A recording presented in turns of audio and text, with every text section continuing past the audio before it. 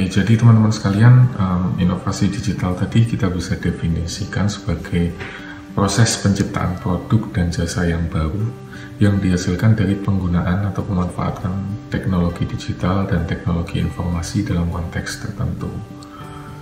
Maka manajemen inovasi digital sebetulnya mengacu pada praktek, proses, dan prinsip yang menjadi dasar bagi orkestrasi inovasi digital yang efektif.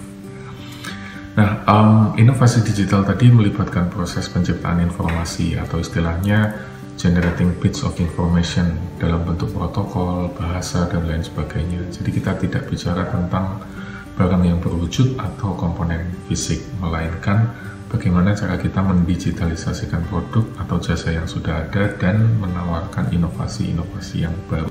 Nah, oleh karena itu ada semacam pergeseran nih dari barang yang tadi berwujud physical goods menjadi proses yang sama sekali tidak berwujud, tidak melibatkan proses manufaktur, tidak melibatkan inventory atau persediaan, dan juga tidak menciptakan masalah pengantaran atau delivery, karena semuanya dikelola menggunakan teknologi informasi dan manajemen pengetahuan. Nah, di konteks negara yang berkembang, biasanya muncul ciri atau identitas yang cenderung sama. Jadi negara yang berkembang itu sumber dayanya langka, modalnya, kemudian pengetahuannya, kemudian SDM yang mumpuni, mungkin jumlahnya terbatas. Lalu di negara berkembang juga ada yang disebut sebagai institutional voids atau silo atau gap antara lembaga, antara divisi, antara departemen yang berbeda.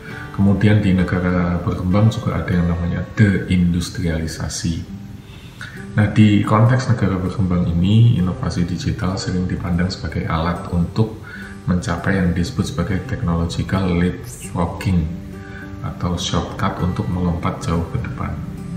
Makanya di negara-negara berkembang, kalau kita perhatikan sama-sama, selalu berusaha untuk menonjolkan atau memasukkan unsur inovasi digital tadi dalam setiap rencana strategisnya. Tapi ada satu hal yang perlu digarisbawahi, karena di inovasi digital itu menyediakan yang disebut sebagai problem solution design pairing yang sifatnya dinamis. Jadi di sini inovasi digital akan menggeser batasan atau ruang lingkup proses inovasi itu sendiri.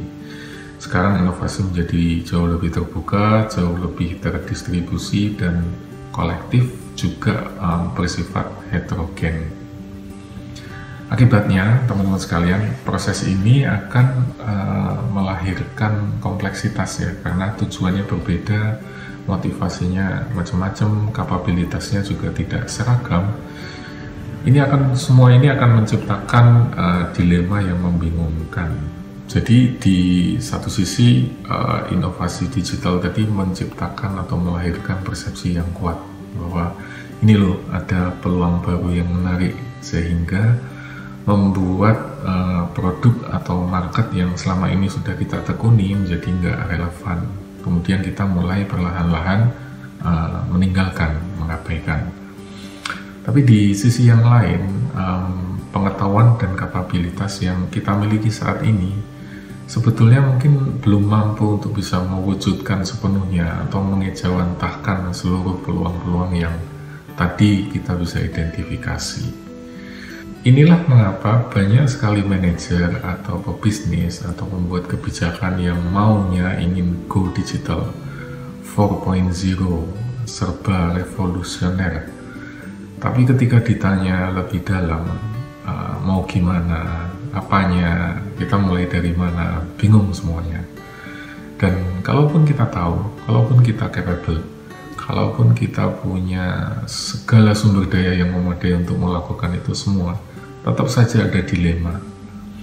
Apakah kita akan mengejar inovasi yang sifatnya radikal, evolusioner, atau apakah kita akan melakukan inovasi yang sifatnya lebih step by step, incremental, disruptif, atau perlahan. Di sini hukum high risk high return berlaku. Kalau kita mengejar inovasi yang radikal, evolusioner, risikonya tinggi, butuh waktu yang lama, sumber dayanya banyak, investasinya mungkin juga besar. Tapi keuntungan yang diperoleh kalau sukses itu juga luar biasa besar. Di sisi lain, kalau kita melakukan inovasi yang lebih kecil, step by step, yang incremental, mungkin risikonya kecil. Investasinya nggak banyak, sumber dayanya nggak terlalu besar begitu, tapi risikonya juga kecil. Kalaupun berhasil, keuntungan yang diperoleh juga mungkin nggak seberapa. Nah, tekanan-tekanan kontradiktif dan pemikiran yang paradoks tadi memaksa organisasi untuk harus bisa lebih ambidextrous. Jadi di era ekonomi digital ini, perusahaan atau organisasi bisnis harus tahu kapan harus agresif, kapan harus defensif, kapan harus eksplorasi, kapan harus eksploitasi, kapan harus mengejar investasi yang risikonya tinggi, kapan harus mengambil investasi yang mungkin lebih moderate. Dan menyeimbangkan dua hal ini menjadi ambidextrous ini bukan hal yang gampang.